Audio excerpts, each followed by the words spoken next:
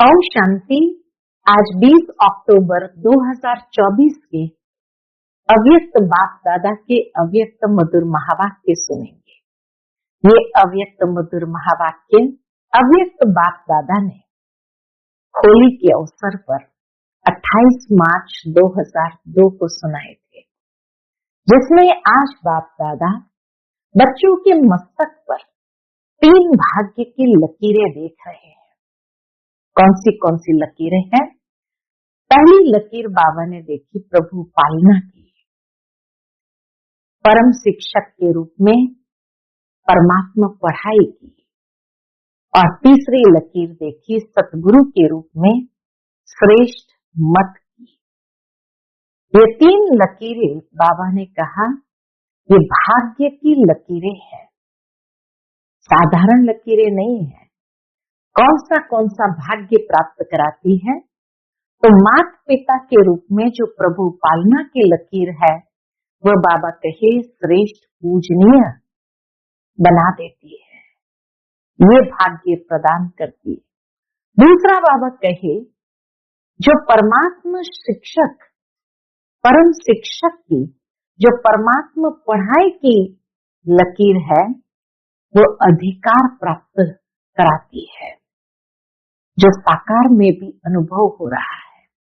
और सतगुरु की श्रेष्ठ मत जो हमें प्राप्त होती है अमृत वेले से लेकर रात्रि तक, वो बाबा कहे हर कर्म के बंधन को परिवर्तन करने में और कर्म संबंध आने की श्रीमत देने के निमित्त बनाएंगे। तो ये 3 भाग्य की रेखाएं माता पिता के रूप में प्रभु पालना की रेखा हमें श्रेष्ठ पूजनीय बना देती है, परम शिक्षक के द्वारा परमात्मा पढ़ाई हमें अधिकार प्राप्त करा देती है, और परम सतगुरु के रूप में श्रेष्ठ मत की जो पालना मिल रही है वह हमें अमृत वेले से रात्रि तक हर कर्म की श्रेष्ठ मत दे, कर्म बंधन के परिवर्तन में और श्रेष्ठ संबंध में आने के लिए श्रीमत देता है। बाबा ने कहा कि हर कर्म हमारा श्रीमत पर चल रहा है। जब बाप दादा देखते हैं तो बाप दादा क्या कहते हैं? वाह मेरे श्रेष्ठ भाग्यवान बच्चे वाह, और बच्चे कहते हैं वाह बाबा वाह। तो बाबा ने आज देखा अमृत वेले से बच्चों के संकल्प बाप दादा के पास पहुंच रहे थे। 2 प्रकार के संकल्प थे। एक थे जो कई बच्चों को बाबा ने जो होमवर्क दिया था कि 15 दिन बाबा देते हैं अपना अकाउंट देखने की, तो बाबा कहे कई बच्चों को अपना अकाउंट देने की याद थी।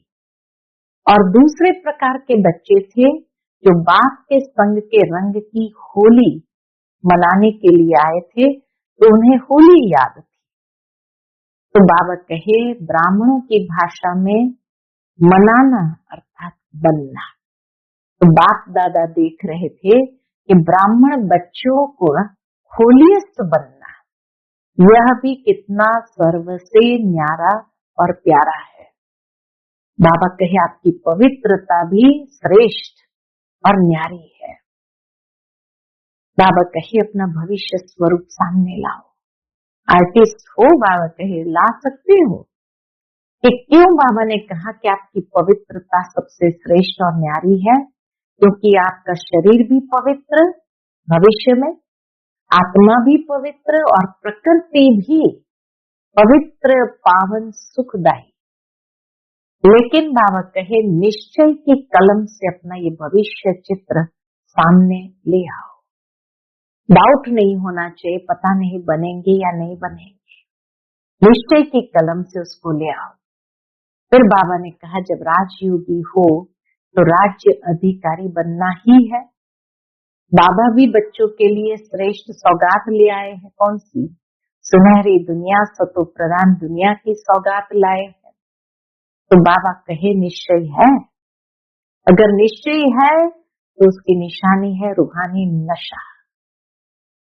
तो बाबा फिर देखते हैं कि अब बच्चों को ऐसा पुरुषार्थ को तीव्र करना चाहिए जो बाबा के साथ साथ अपने घर भी चले और अपनी नई दुनिया में भी चले। अब भविष्य नई दुनिया स्पष्ट स्मृति में आनी चाहिए, बाबा कहे। लेकिन बाबा ने एक बात विशेष देखी। अब रिजल्ट बाबा बताते हैं, अकाउंट बताते हैं, तो दो बातें बाबा ने देखी। तो पहली बात जो बाबा ने देखी विशेष, कि कई बच्चों में भिन्न भिन्न प्रकार का अलबेलापन है। और अलबेलापन भी कैसा, सब चलता है, सब चलता है, ये स्लोगन जैसे बना दिया है। और अलबेलेपन के साथ साथ फिर आलस्य भी कुछ परसेंटेज में है। क्यों? क्योंकि ये अंदर में सोचते हो जाएगा, कर ही लेंगे। तो बाप दादा जब देखते हैं ये नए नए प्रकार के अलबेलेपन की बातें, तो इसलिए बाबा कहे अपना सच्चे दिल से अकाउंट जरूर रखो, तो धीरे धीरे फिर अलबेलेपन को समाप्त कर सकेंगे। क्योंकि बाबा का तो हर एक बच्चे से बहुत प्यार है। बाबा यही चाहता है कि हर बच्चा साथ में परमधाम भी चले, और परमधाम भी चले, नए राज्य राजधानी में भी आए। तो बाबा के फिर समान तो बनना पड़ेगा ना, बिना समानता के साथ नहीं चल सकेंगे। साथ चले और ब्रह्मा बाबा के साथ पहले जन्म में अधिकारी बने, यह है नंबर 1 पास विथ ऑनर होने वाले।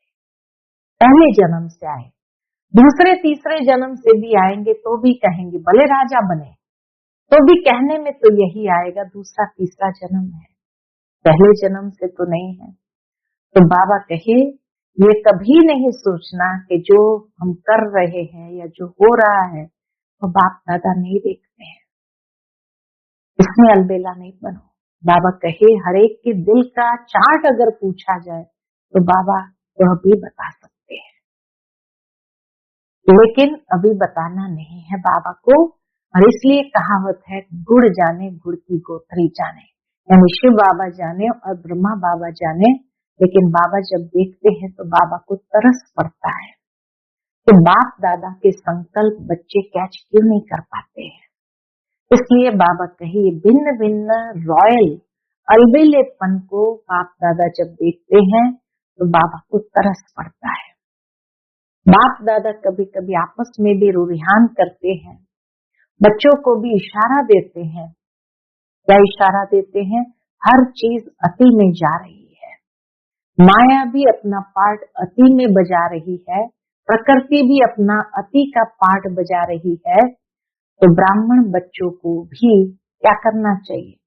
अपने अटेंशन भी अति में, अर्थात मन वचन कर्म में अति में पुरुषार्थ करना चाहिए, साधारण पुरुषार्थ नहीं। बाबा ने देखा बच्चे सेवा के लिए तो एवर रेडी है ही है, कोई भी सेवा कहे कभी भी कहे एवर रेडी है, ऑफर करते हैं। लेकिन बाबा कहे विधि बाबा ने बताई फास्ट तीव्र पुरुषार्थ करने की, कि सेवा के साथ साथ यानी वाणी के साथ साथ मनसा पावरफुल बनाओ, कि कोई भी आत्मा को विशेष कोई न कोई प्राप्ति के स्वरूप में स्थित कर वाणी से सेवा करो। भावार्थ यही है कि मानो भाषण कर रहे हैं, अर्थात वाणी से जो भाषण अच्छा करते हैं तो उस समय अपनी आत्मिक स्थिति में विशेष, चाहे कोई शक्ति की, कोई शांति की, परमात्मा प्यार की, कोई न कोई विशेष अनुभूति की स्थिति में स्थित होकर के मनसा द्वारा आत्मिक स्थिति का प्रभाव वायुमंडल में फैलाओ। तो वाणी के साथ साथ संदेश दो, वाणी द्वारा संदेश दो, मनसा आत्मिक स्थिति द्वारा अनुभव कराओ। हम भाषण के समय आपके बोल आपके मस्तक से, नैनों से, सूरत से उस अनुभूति की सीरत दिखाई दे। आज भाषण सुना, लेकिन आज परमात्मा प्यार बहुत अच्छी अनुभूति रही। जैसे भाषण के रिजल्ट में कहते हैं कि बहुत अच्छा रहा, बहुत अच्छा बोला, तो बाबा कहे ऐसे ही आत्मिक स्वरूप की अनुभूति का भी वर्णन करें। तो मनसा और वाचा दोनों साथ साथ करना है। तो बाबा कहे उस वृत्ति के द्वारा ही वाइब्रेशन पहुंचेंगे और वायुमंडल भी बनेगा। एग्जाम्पल भी बाबा देते हैं कि जैसे साइंस ठंडी में गर्मी, गर्मी में ठंडा अनुभूति करा सकता है, तो आप भी अपनी स्पिरिचुअल साइंस द्वारा प्रेम स्वरूप, सुख स्वरूप, शांत स्वरूप वायुमंडल अनुभव नहीं करा सकते हो। बाबा कहे ये रिसर्च करो, अच्छा अच्छा किया लेकिन अच्छे बन जाए, तब समाप्ति के समय को समाप्त कर अपना राज्य सहजता से ला सकेंगे। बाबा कहे क्यों अपना राज्य याद नहीं आता है? संगम युग श्रेष्ठ है वह तो ठीक है, हीरे तुल्य है, लेकिन फिर बाबा कहते हे रहम दिल विश्व कल्याणकारी बच्चे, अपने दुखी अशांत भाई बहनों पर रहम नहीं आता है क्या? उमंग नहीं आता है कि इस दुखमय संसार को सुखमय बना दे? ये रहम दिल बनो, कृपालु बनो, दयालु बनो। इस स्वरूप को बाबा कहे इमर्ज करो, सिर्फ सेवा में लग नहीं जाओ। तो इस वर्ष बाबा कहे अभी मर्सीफुल बनो, चाहे दृष्टि से, चाहे अनुभूति से, चाहे आत्मिक स्थिति से। बाबा कहे मर्सीफुल बनो, रहम दिल बनो। दूसरी एक और बात बाबा ने देखी, कौन सी बात? जो बाबा को सुनाना भी अच्छा नहीं लगता है, लेकिन कई बच्चे, अच्छे अच्छे बच्चे भी दूसरों की बातों में बहुत पड़ते हैं। दूसरों की बातें देखना, दूसरों की बातें वर्णन करना, देखते भी व्यर्थ बातें हैं। चलो अच्छी बातें देखे वो अलग बात है, लेकिन देखते भी व्यर्थ बातें हैं। विशेषता एक दो का वर्णन करो, हर एक की विशेषता देखना, विशेषता का वर्णन करना, उसकी विशेषता द्वारा उनको उमंग उत्साह में लाना, ये कम है। तो बाप दादा कहते ये सब बातों, व्यर्थ बातों को छोड़ दो। अपनी तो छोड़ने की कोशिश करते हैं, तो फिर दूसरों की देखने की आदत क्यों है? इसमें भी टाइम बहुत जाता है।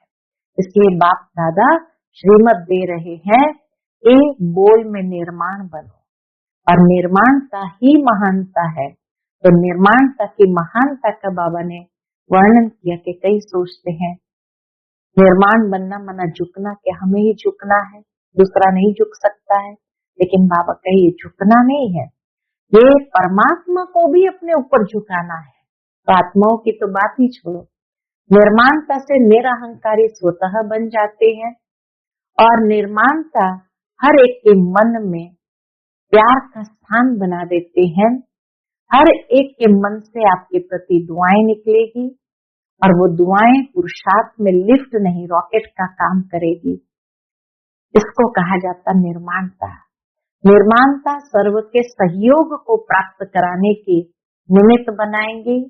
निर्माण हरेक के संस्कार से स्वयं को चला सकता है, अर्थात रियल गोल्ड बन सकता है, मोल्ड करने की विशेषता होगी। तो बाप दादा ने देखा कि बोल चाल में, संबंध संपर्क में, सेवा में भी एक दो के साथ निर्माण स्वभाव विजय प्राप्त करा देता है। इसलिए इस वर्ष के लिए बाबा प्रेरणा देते हैं, निर्माण निर्मल वर्ष मनाओ, और बाबा कहे व्यर्थ की बातों से स्वयं को मुक्त करके मुक्ति वर्ष मनाओ। तो इसीलिए आज का मुरली का टाइटल भी है, इस वर्ष को निर्माण निर्मल वर्ष और व्यर्थ से मुक्त होने का मुक्ति वर्ष मनाओ।